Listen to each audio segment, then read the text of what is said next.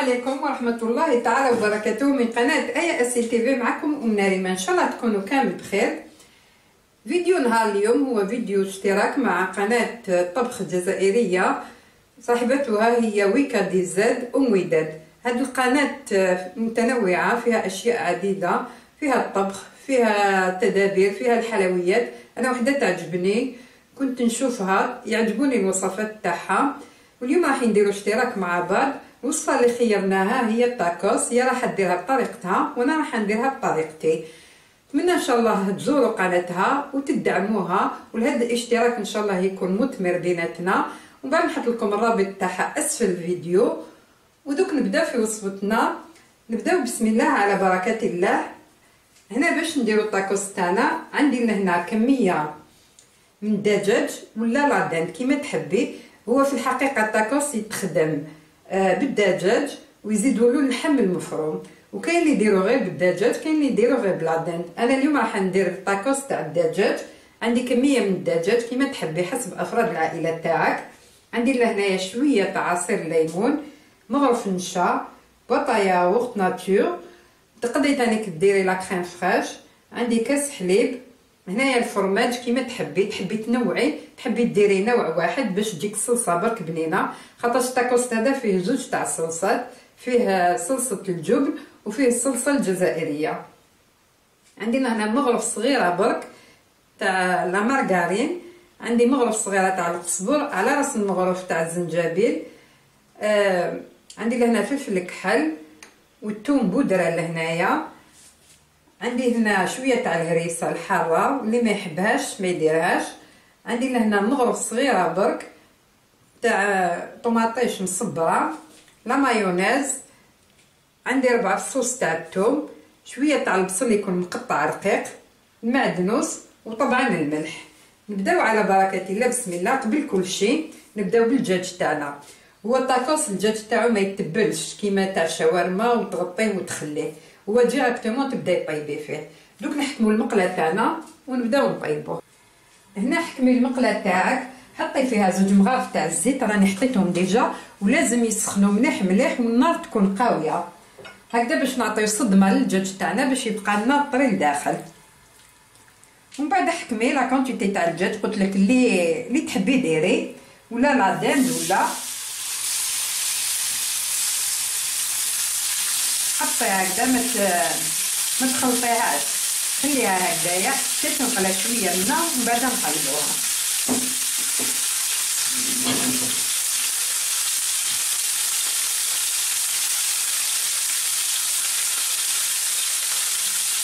المقادير كيف ما قلت لكم. عندي ثاني شويه تاع البطاطا مقليه، قليتها وحطيتها راهي فوق بابي ابسوربون هكذا. كي تشوفيها بدات تبيض لهنايا ابداي قلبي فيها، ما تقلقش. ومن طون راكي تعطي فيها صدمه هكذا، تعطي صدمه للدجاج تاعك باش تقعدي طريه. بعد ما بيض لي كامل هاوليك الخليط تاعي لهنا مليح مليح. دوكا نقصي شويه الغاز، ديري هكذاك متوسط. زيدي لهنايا الثوم اللي قلت لك، عندي لهنا 4 فصوص تاع الثوم، ديري 3 لهنا وخلي الفص نسحقوه من الصلصه ومن بعد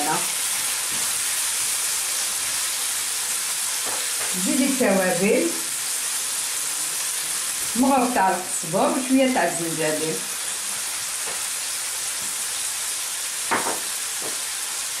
مغرفه صغيره تاع القهوه هكذايا تاع الليمون اللي هو القارص، وملحي حسب الدجاج اللي درتيه.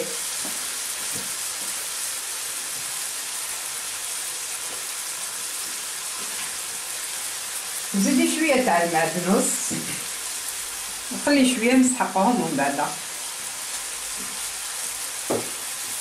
خلطيهم هكذا مليح. زيدي شويه تاع الفلفل الكحل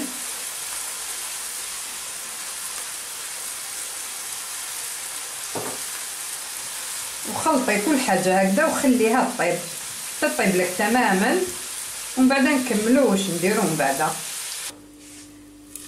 هنا كي طاب الدجاج تاعي دوك واش ديري، نحيه في طبيسي وخلي هذاك الزيت اللي راهو يطيب فيه نستحقوه نديرو به لاصوص تاعنا. هاد لاصوص جبتها لكم من المطاعم، ان شاء الله تعجبكم. دوك انا نحي الدجاج تاعي، نعاود نرجع لكم. نحيت الدجاج تاعي، دوك حكمي هذيك المغرفه اللي قلت لك تاع الزبده زيديها لهنايا هكذا، حطيها مع الزيت هدايا باش ما تتحرقلكش.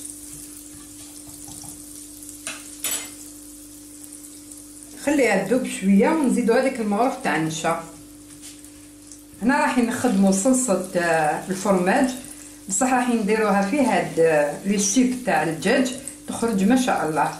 هذه وصفه جبتها من عند وحده من مطعمها تخدمها هكذايا تجي ما شاء الله في هاد التاكوس. بعد ما تذوبي هكذايا ديري هذيك المغرف تاع النشا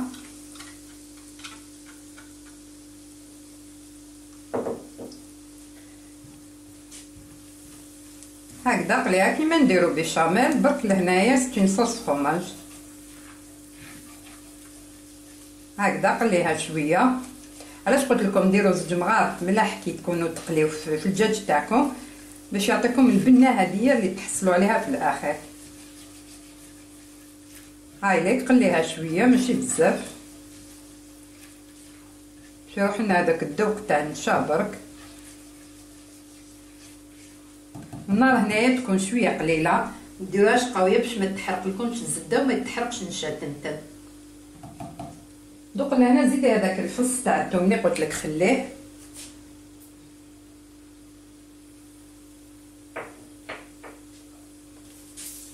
وخليها تقلى هكذا شويه. ومن بعد زيدي هذاك الكاس تاع الحليب،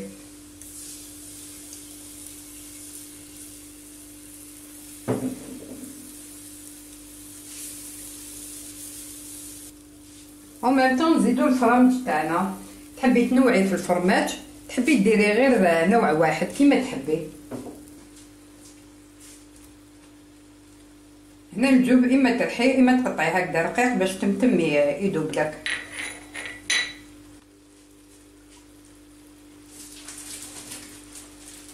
كما قلت لك الاجبال تقدري ديري انواع كيما تقدري ديري نوع واحد.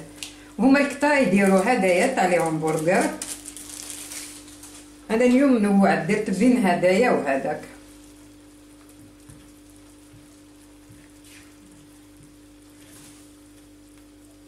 اي ماركه يحبوها افراد العائله تاعك تقدري ديريها، ما تقيديش. المهم تبعي الخطوات برك تخرج لك ما شاء الله. هاي ليك هنا راهي بدات تذوب. دوق لهنا زيدي شويه تاع الفلفل الكحل، ما تكتريش باسكو درنا ديجا في الدجاج. وهنا نار قليله خليوها طيب بعقلها ما تقلقولهاش باش تجيكم بنينه وتجي هايله. وذوقوا الملح، لقيتوها سامبا زيدوا لها، لقيتوها مليحه ما كان لا تزيدوا لها باش ما تجيكمش مالحه بزاف.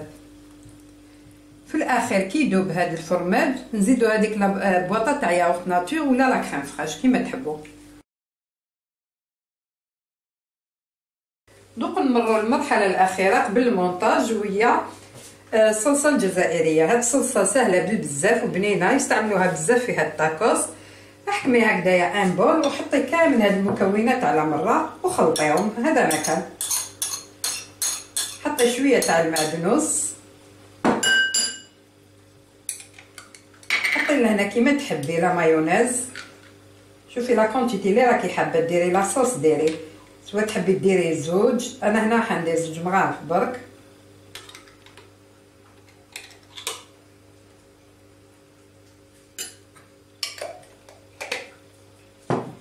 زيدي لهنا هذيك الهريسه اللي قلت لك عليها،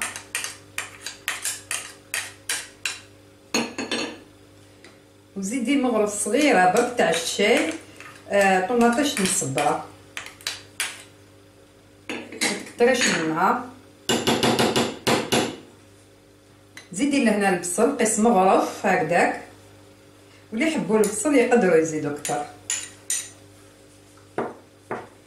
نحطوا شويه تاع الفلفل الكحل وشويه تاع الثوم بودره.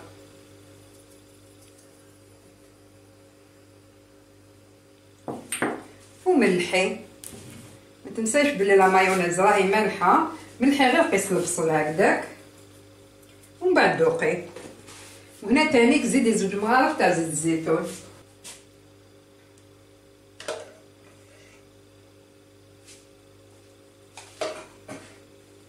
خلطي هاد المكونات مليح وكيما قلت لك دوقي الملح تاعك، ونبدا في المونتاج تاع الطاكوس تاعنا. دوك نبداو في المونتاج تاع الطاكوس تاعنا. قبل كلشي عندي لهنا خبز تاع التورتيلا، هذا الدجاج اللي خدمناه مع بعض، الصلصه هايليك تاع الفرماج اللي درناها مع بعض، الصلصه الجزائريه تاني اللي درناها، وبطاطا اللي قليناها. نبداو دوك في المونتاج تاعنا.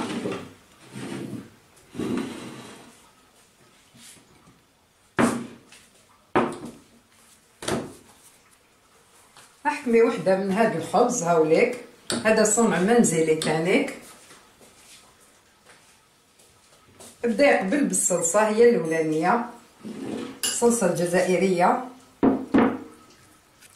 هنا الناس اللي ما يحبوش البصل بزاف تقدري تميكسيه، ولا تقدري تقطعيه لازم رقيق بزاف هو يعطي بنه ما شاء الله البصل صدقوني، ويتكل في هذا الساندويتش. اللي ما يحبوش يقدروا يستغناو عليه. ومن بعد زيدي حطي اللحم تاعك ولا الدجاج، ولا هما لهنا يديروا هذا الدجاج. ومن بعد واش يزيدوا تاني، كيزيدوا اللحم مرحيه من الفوق، اللحم المكتفت يديروا كيما نديروا واسمو البوراك ويحطوه تاني. دوك لهنا زيدي لهنايا هكذا شويه تاع لاصوص فروماج،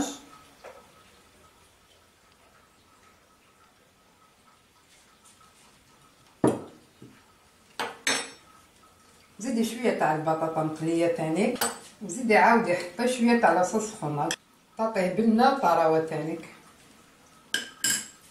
ومن بعد غلقي الساندويتش تاعك، جيبي هاد لي كوتي في زوج، ومن بعد جيبي هاد الكوتي وزيدي هاد الكوتي عليه هكذا، تغلقي تحصلي على ساندويتش تاع الطاكوس. هاو دوك لهنا اللي عندها لابانينوز دير ديريكتومون لابانينوز، واللي ما عندهاش دير كيما رايحه ندير انايا في طاجين تاع المطلوع، سواء كان تاع الحديد ولا تاع الفخار كيما تحبي. انا دوك نكمل كامل العمليه هذه ومن بعد نطيبوهم مع بعض. هكذا اللي ما عندهمش لابانينوز باش يفريسيوه حطوا لهنايا طاجين كيما انايا هكذا تاع الحديد، اون فوا يسخن ادهنيه هكذا شويه بالزبده ولا بالزيت كيما تحبي،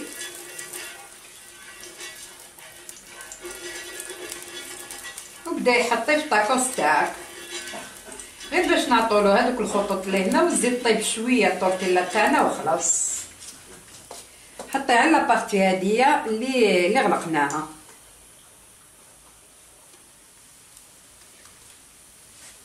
وهنا بلا ما تعبزي حطي برك باش يدي هذوك الخطوط وخلاص.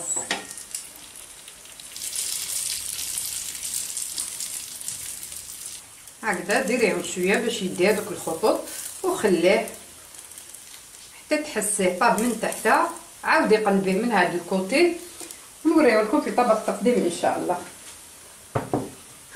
هاوليك الطاكوس تاعي بعد ما حطيته في طبق التقديم صدقوني يخرج ما شاء الله، سواء في الذوق ولا في هنايا كيفاش تبريزونطيه. انا هنا درت له بالعانيه ديال الالومنيوم، على جال دار لي غير حوايج هكذا تاع برا، بصح ننصحكم الالومنيوم جامي تحطوه فوق الماكله. انا حتى حطيت لهنايا هايليك بابي كويسون من تحت ومن بعد حطيت الالومنيوم.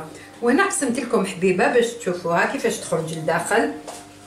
ها هي شوفوا العصاره هذيك اللي لداخل هايليك، شوفوا هذيك العصاره كيفاش تجي وما يجيوش ناشفين، يخرجوا ما شاء الله. وكالعاده لا عجبتكم الوصفه ديروا جيم لا فيديو، ابونيو للقناه باش يوصلكم كل جديد تاعنا، بارطاجيو هذه الوصفات مع الاصدقاء والاقارب تاعكم، وما تنساوش تزوروا الاخت ويكا ديزاد. انا نحط لكم الرابط تاعها اسفل الفيديو، وان شاء الله هذا الاشتراك يكون مثمر. خليتكم في رعايه الله وحفظه، والى فيديو واحد اخر ان شاء الله.